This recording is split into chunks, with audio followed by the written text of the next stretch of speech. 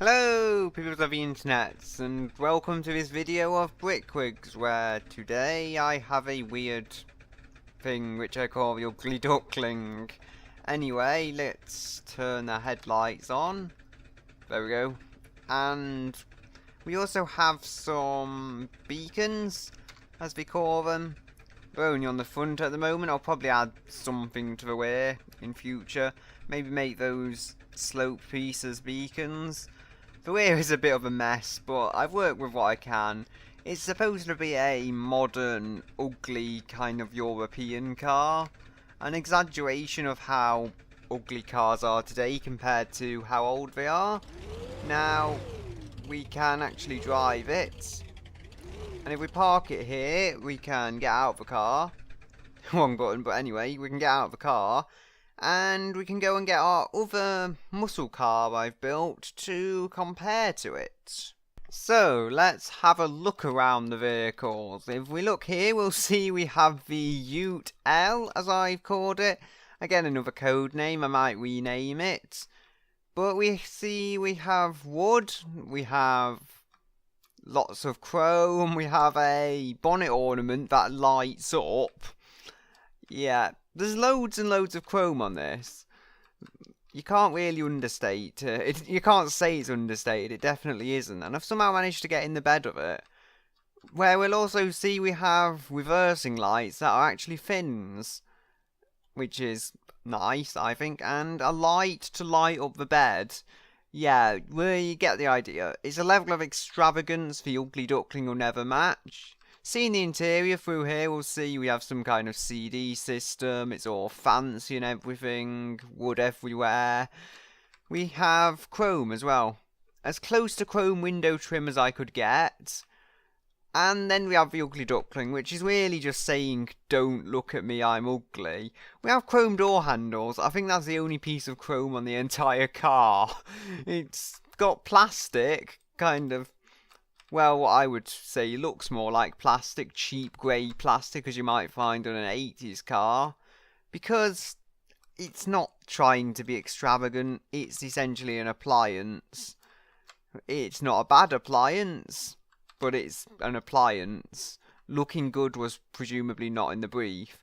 If we get to the interior and change of view, we can see it does have some interior features.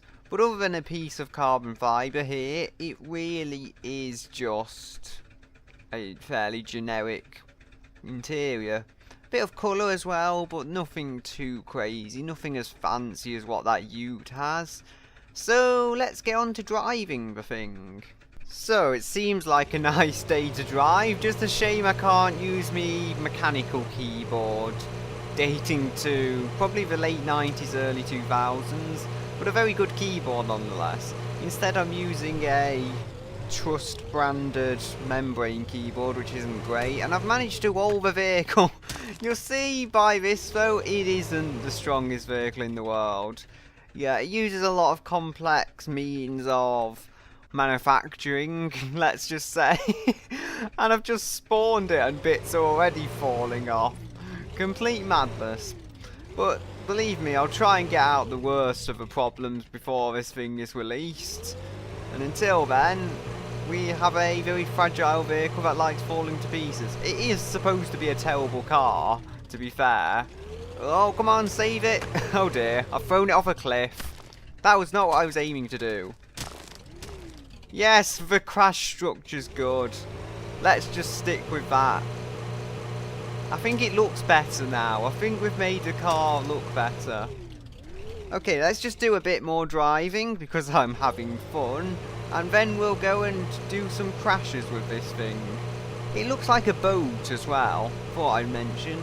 Boaty McCarface, let's call it that. Whoa. We should have called that boat Boaty McBoatface. It was a disappointment to the whole internet. And this does like to roll. I say that, just look at the way I designed it. It's practically a barrel. Anyway, we can see what we've done here. I just got out of the car and it exploded. But we can show you from this awkward position my Core 2 Duo number plates I've put on it. as well as the engine, which you can just see peeking through there.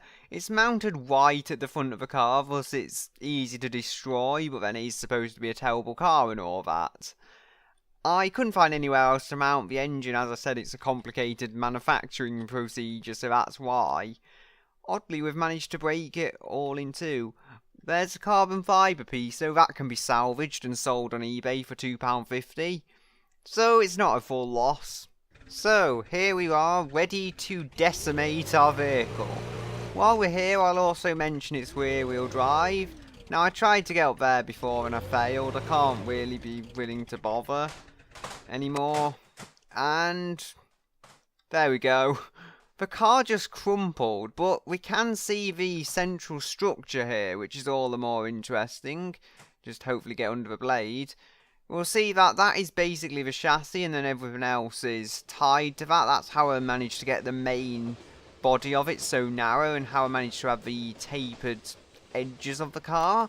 Anyway, there is another set of blades we can go into, which I believe spins faster. Oh dear. Oh dear, I'm stuck. No, I'm not. I'm lying, apparently. We can still shred this thing. Also, I started using a Dell keyboard, which it really doesn't like, so it's having a bit of a tantrum there and not quite giving me full control.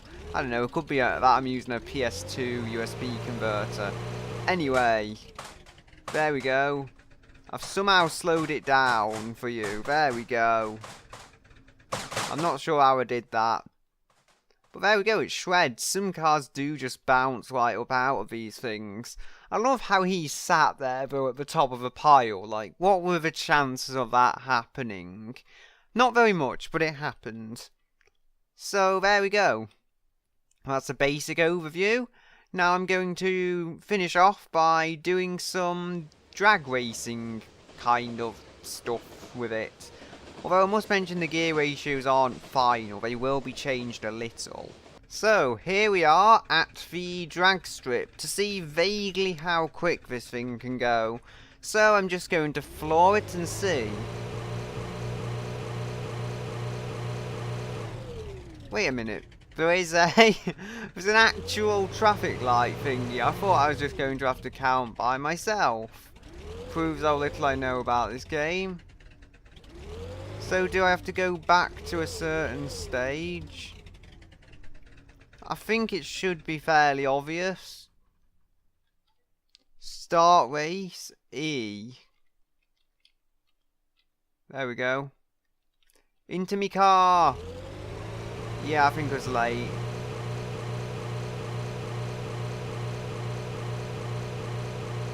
My mind was distracted. I'm not sure how quick that was. Let's see though. Let's see how fast it says. I'm just going to turn around on the drag strip. Oh dear. My car's like ending up on the roofs, okay? I don't know if it happens to anyone else. It just happens to me. So I'm going to go back here and see. Look at my poor wrecked car. There's a light. Ooh, I have a short attention span. Is that a garage over there? Loads of hills. A light which doesn't appear to be on. Is it getting brighter or something? Oh no, it's on. My mistake. There we have a wall. Let's jump over the wall. I would say because I'm rebellious, but you're probably not supposed to walk on drag strips. Hey, now they tell me. As if I didn't know that before. 131 miles per hour. In a European economy car. That is madness.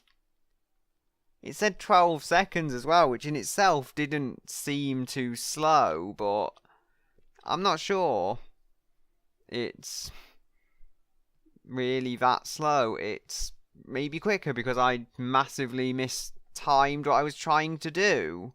So, here we are with my muscle ute, and I already know it's going to win. I mean, just look at those aerodynamics. What European car is ever going to be able to compete with those? It also has a V8, but it probably weighs a lot more, just partially due to the brick count, and partially due to the sheer size of it. Although, I'm not sure about the brick count on this, it might actually be higher in the European car. You'll see this one also bobbles around a lot. I was going for the kind of floaty American kind of feeling with it, so yeah, enter vehicle. I think I was correct there. I don't know, maybe you're giving this car a unfair favour. And it bobbles around a lot. The European car is a lot stiffer, a lot more of a sports car, dare I say it. And, whoa, whoa. Just get out of the car now. Whoa! What happened there? I saw fire or something. And, oh, I think one of my fuel tanks I'm using as exhausts exploded. It's okay.